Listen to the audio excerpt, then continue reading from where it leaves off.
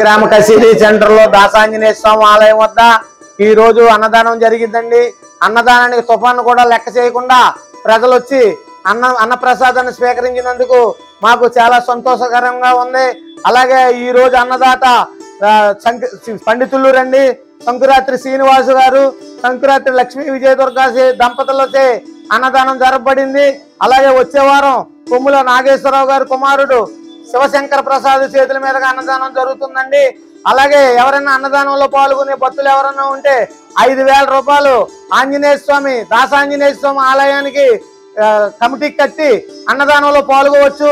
అలాగే పూజ కార్యక్రమాలు మా బ్రాహ్మణుల చేత చేయబడును. మీరు రాని పక్షంలో మీ రసీదు పంపిస్తే గోత్రనామాలు చదివి మీ పేర పూజలు చేయబడును. అలాగే అన్నదానం కూడా మీ చేతుల మీదుగా జరపబడును. దేవుడికి నైవేద్యం కూడా మీ చేతుల మీదుగా జరపబడును. విజయదుర్గా కరిగిపోయిందండి ఆచరణ సెంటర్ లో. అలాగే వారం వారము స్వీట్ సప్లై చేసేవారు ఆంజనేయ స్వామి దాసాంజనేయ స్వామి ఆలయానికి స్వీట్ సప్లై చేసేవారు దివ్య రాంబాబు బొలిశెట్టి రాంబాబు అన్నారండి. దివ్య పంచర్ షాప్ అయింది, ఎలక్ట్రికల్ సామాను సోఫా సెట్లు.